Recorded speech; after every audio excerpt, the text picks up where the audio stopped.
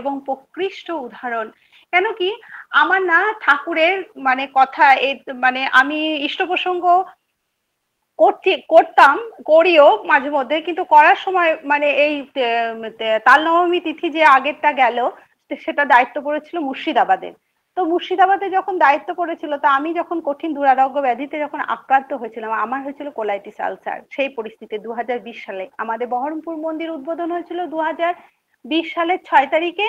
আর আমি তারপর 2020 সালের শেষের দিকে মানে নভেম্বর কি পুজোর পর আমি কিন্তু গুরুতর ভাবে অসুস্থ হতে থাকি। যাই হোক, সে সময় মনে হয় কম, অতটা আমি ডিটেলসে যাচ্ছি না।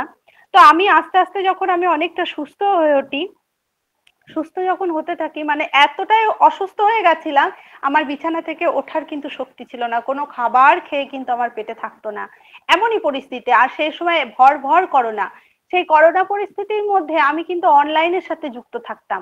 তা সেই অনলাইনে যখন আমি যুক্ত থাকতাম, বিশেষ করে আমি কলকাতার একটা লিঙ্কে আমি খুবই যুক্ত থাকতাম। তখন ওই লিঙ্কটা সকালবেলা হতো, তো আমরা প্রভাতী থেকে মানে যুক্ত থাকতাম। আমি এত অসুস্থ ছিলাম, উঠে কিন্তু বসে আমার মানে নাম ধ্যান করারও কিন্তু শক্তি ছিল না। তো শুয়ে শুয়েই আমি ওই লিঙ্কে যুক্ত হয়ে সকাল 7টা 5 থেকে ওই মানে সৎসঙ্গটা সোনারপুরে এটা শুরু হয়, শ্রদ্ধেয় পীযূষ দার লিঙ্কে। তো সেখানে আমি সে অনলাইন সৎসঙ্গে যখন আমি মানে অ্যাটেন্ড হতাম, তো শুনতাম সৎসঙ্গগুলো। প্রথম দিকে কিন্তু যখন আমি সৎসঙ্গে জয়েন হই তখন কিন্তু আমি সুস্থই ছিলাম। হঠাৎ করে আমি এইভাবে মানে অসুস্থ হয়ে পড়ি। তো আমার শারীরিক পরিস্থিতি এমনই হয়ে ওঠে, এখানকার সমস্ত ডাক্তার দেখানো আমার শেষ, কোনো ডাক্তারই কিন্তু কোনো রকম চিকিৎসাই করতে পারে না। তো যাই হোক, অবশেষে তার দয়াতে আমার ননদের ভাসুর, উনিও এমডি মেডিসিন, উনার পরামর্শে গ্যাস্ট্রোকে দেখানো হলো। তো গ্যাস্ট্রোকে দেখানোর পর বিভিন্ন রকম টেস্ট হলো, এমনকি কোলোনোস্কপিও করা হয়েছিল আমার। তো টেস্টের মধ্যে ওই পরিস্থিতিতে কিন্তু এমনকি ব্লাড সেই সময় দেওয়া বা কোনো রকম টেস্ট করতে যাওয়াটাও কিন্তু খুব রিস্কি ছিল সেই সময়, কিন্তু তবুও তো বাচ্চার তাগিদ, প্রভুকে তো ধরে আছি, বাঁচতে তো আমাকে হবেই, চলতে তো হবেই ঠাকুরকে নিয়ে। জানি না কতদূর কি তার কিভাবে আমি চলতে পারবো, কিন্তু প্রভুকে ধরে আছি, মরবো না এটুকু আমার ভিতরে বিশ্বাস, প্রভু আমাকে বাঁচতে হবে। তো তারপর সেখান থেকে টেস্ট হওয়ার পরে রীতিমতো আমার চিকিৎসা চলতে লাগলো। তো এবার তো এই চিকিৎসা দিয়ে তারপরে কিছুদিন চিকিৎসা হওয়ার পরে বেশ কিছুটা সুস্থ হলাম। সুস্থ হওয়ার পর আবার কিছুদিন পর আমি 5 মাস, সেবার হ্যাঁ 5 মাস পর সুস্থ হওয়ার পর আবার কিছুদিন পর কিন্তু আবার আবার আমি অসুস্থ হলাম। তখন এবার এমনই ভাবে আমি অসুস্থ হলাম যে আমি কিন্তু মেন্টাল ভাবে আবার সাপোর্ট পাচ্ছি না, নিজে নিজে মনের দিক থেকে যেন একটা আমি মানে প্রচন্ড ডিপ্রেসের মধ্যে রয়ে গেছি। এদিকে ঠাকুরের সাথে থাকি, ঠাকুরকে বলি ঠাকুর আমি কি করব, এরকম ঠাকুরের কাছে সমস্ত কথা সেই সময় ঠাকুরের সামনে ঘরের ঠাকুরের কাছে গিয়ে আমি বলতাম আর কাঁদতাম। তো হঠাৎ আমি একদিন লিঙ্কে যখন কথা বলি, তখন শ্রদ্ধেয় দাদা মানে শ্রদ্ধেয় আমার কৃতিগুরুদার মাধ্যমে আমার সমস্ত রিপোর্টস গুলো শ্রী শ্রী বর্তমান আচার্য দেবদাদার কাছে, তখন শ্রী শ্রী দাদা বর্তমান ছিলেন, কিন্তু বর্তমান আচার্য দেবদাদার কাছে সমস্তগুলো সেই রিপোর্টস গুলো আমার পাঠানো হয়। সেই রিপোর্টস গুলো পাঠানোর পর মানে তিনি বললেন যেখানে চিকিৎসা হচ্ছে সেখানেই চিকিৎসা হবে, মানে আর যেখানে দেখানো হচ্ছে সেখানেই দেখানো হবে। আর উনি যেন নিয়মে থাকেন, তাই নিয়ম নিয়ম মেনে চলেন, আর স্পাইসি খাবার যেন উনি না খান। ব্যাস এই ছিল তেনার আশীর্বাদ। সেইটুকুই ছিল আমার মনের মধ্যে মানে প্রচন্ড পরিমাণ মানে পজিটিভ পাওয়ার, প্রচন্ড পরিমাণ। আমার ওই কথা যখন সন্ধ্যেবেলা একদিন আমি তখন একটু আধটু মানে একটুখানি সুস্থ হয়ে এসছি, তো ওই কথাটা যখন আমাকে হঠাৎ করে একটা ফোন আসে শ্রদ্ধেয় কৃতিগুরুদার, তিনি তখন আমাকে জানালেন মা দাদা এইরকম বলেছেন, এইভাবে আপনি চলবেন, বলে ফোনটা তিনি কেটে দিলেন। তা আমি সেইভাবেই মানে নিজেকে চলার চেষ্টা করি, চলছি চলছি চলছি। চলতে চলতে মানে আমার এমন পরিস্থিতি হয়েছিল, খাবার এমনকি জল পর্যন্ত খেয়েও কিন্তু আমার খুব কঠিন অবস্থা হতো, জল পর্যন্ত আমি হজম করতে পারতাম না যদিও মেডিসিন চলতো। তারপর মানে শ্রদ্ধেয় কীর্তি গুরুদাকে আবার ফোন করি, তিনি তখন আমাকে একটা ডায়েটিশিয়ানের কন্ট্যাক্ট নাম্বার দেন। না তার আগে আমার একটা মানে মানে ঘুম হতো না রাত্রে, তখন তিনি একটা সাইকেট্রিকের আমার ফোন নাম্বার দেন। তো সেই সাইকেট্রিক মানে উনি ম্যাডাম ছিলেন শিলিগুড়ি মেডিকেল কলেজের, উনি ডাক্তার। তো উনাকে যখন ফোন করি উনি একটা আমাকে ছোট্ট ওষুধ দিলেন। তো আমি বলছি ম্যাম আমাকে তো আপনি এই ওষুধ দিচ্ছেন, কিন্তু আমি ডাক্তার দেখিয়ে আমাকে এই ওষুধগুলো এই ওষুধ না 7 mg ওষুধ দিচ্ছিল, তাতেই তো আমার শরীর কেমন ঝিমঝিম করতো, ঘুমের ওষুধ এরকম খেয়ে কষ্ট হতো। তখন ওই মা বললেন কি মা আপনি এই ওষুধটা খান, আধাখানা করে খাবেন, খাওয়ার পরে যদি আপনার অসুবিধা হয় তাহলে বাদ দেবেন, আর যদি না 7 দিন খাওয়ার পরে কোনো অসুবিধা না হয় তাহলে আপনি একটা করে খাবেন। তারপরে রীতিমতো 7 দিন ওরকম খাওয়ার পরে আমি সুন্দরভাবে মানে ঘুম হতে লাগলো। তারপরে উনি যেভাবে প্রেসক্রাইব করেছিলেন আমি সেইভাবে চলতে লাগলাম। তারপর সেই মানে ওই আর তারপর কিছুদিন পর আমি তাকে বললাম যে আমার খাবারের এরকম ইনডাইজেশন হচ্ছে, তখন তিনি আমাকে কি একটা ডায়েটিশিয়ানের অ্যাডভাইস দিলেন। তো সেখানে আমি তার সাথে কথা বলে তার নিয়ম মাফিক চলতে থাকি। এমনি করে আস্তে আস্তে আস্তে আস্তে আমি একদম সম্পূর্ণভাবে আস্তে আস্তে সুস্থ হতে থাকি। সুস্থ হতে থাকি একদম। বর্তমানে আজ দীর্ঘ 1 বছর যাবৎ আমি একদম মেডিসিন ফ্রি। আমি টোটালি মেডিসিন ফ্রি। যে স্যারকে আমি দেখাচ্ছিলাম উনি ক্যালকাটা থেকে আসতেন, তো ওনাকে আমি দেখাচ্ছিলাম, উনি বললেন যে আপনি আপনাকে আর কোনো চিকিৎসার দরকার নাই, আপনি এরকম ভাবে থাকবেন, যদি প্রয়োজন হয় আমাকে হোয়াটসঅ্যাপ করবেন। তারপর যখন আমার এই আমি যখন টোটালি এতটা তখন আমি খালি ঘরে ঠাকুরের কাছে বলতাম, হে প্রভু তুমি যখন আমাকে প্রাণই দিলে, তাহলে একবার কি আমি তোমাকে দর্শন করতে যাব না? সবসময় তো আমরা সবসময় দুঃখের কথাই বলি। তো এবার যখন আমাদের তাল নবমী তিথি হলো, আমার কর্তাকে বলি, কর্তা বলে কি তুমি তোমার ভাইয়ের সাথে যাও। আমি বলি না আমি তোমার সাথেই যাব। যাই হোক আমার গাড়িতে দাদা মানে ওনার সাথে উনি নিয়ে গেছিলেন, আমরা সবাই মিলে বোনেরা মিলে গেছিলাম। তো সেখানেও এক পরমপিতার অপার দয়া। যাই হোক, তো আমি যখন সন্ধ্যেবেলায় দাদাকে বলি এবার নিবেদনটা করব, প্রচন্ড ভিড় উৎসবে, ঠাকুরের জন্মতিথি উৎসব। মা আমার সময়টা হলে একটু বলবেন, আমি খেয়াল করিনি তো।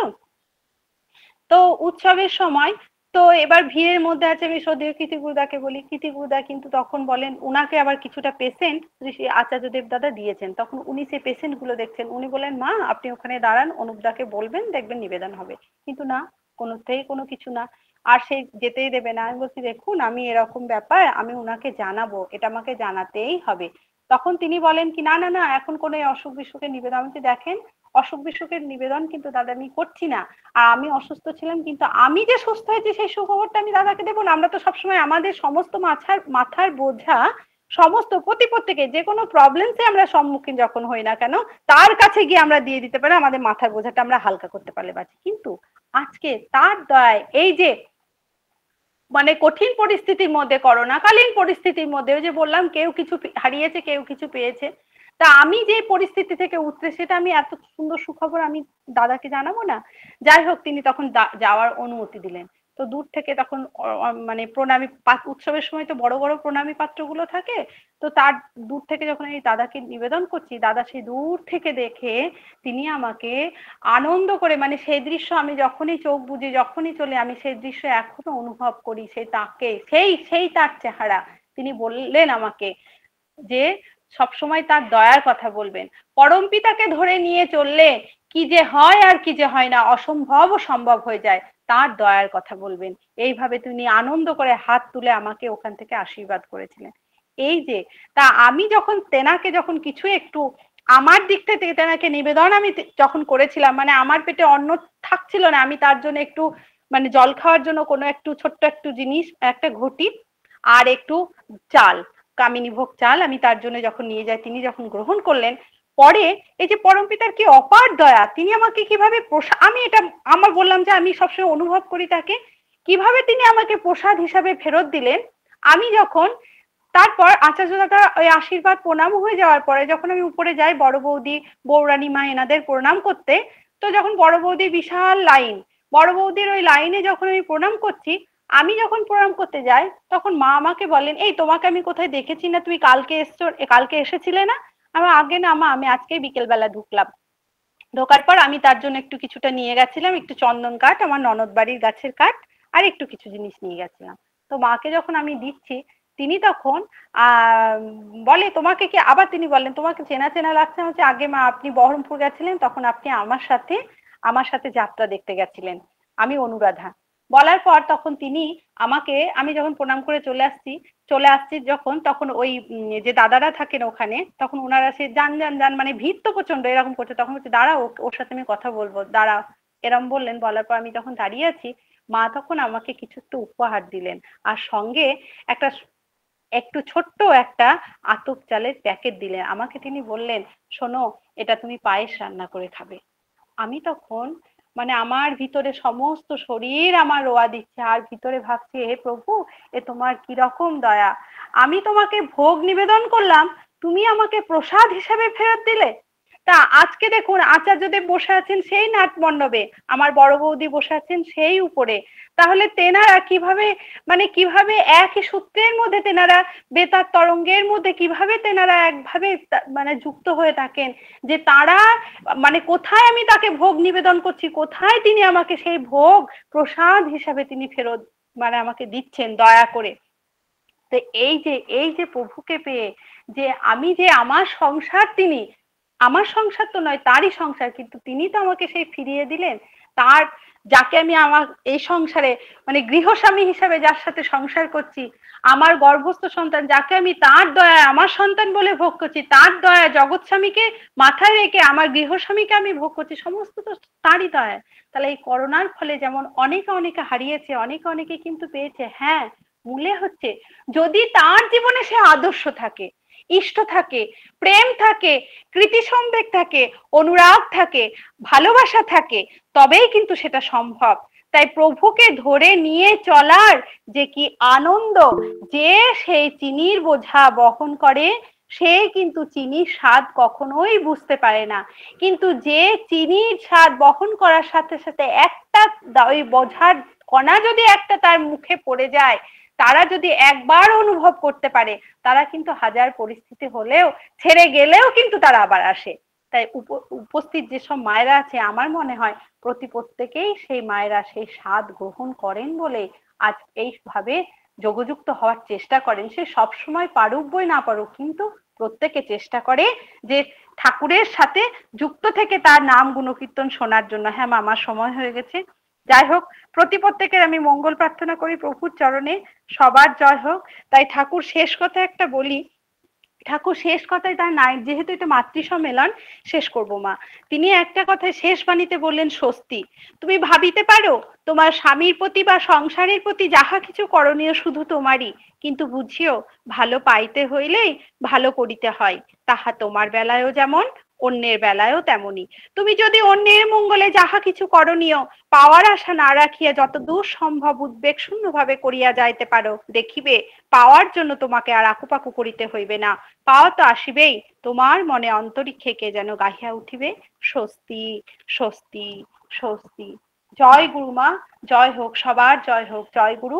বন্দে পুরুষোত্তমম, বন্দে পুরুষোত্তমম, বন্দে পুরুষোত্তমম। জয় গুরু মা।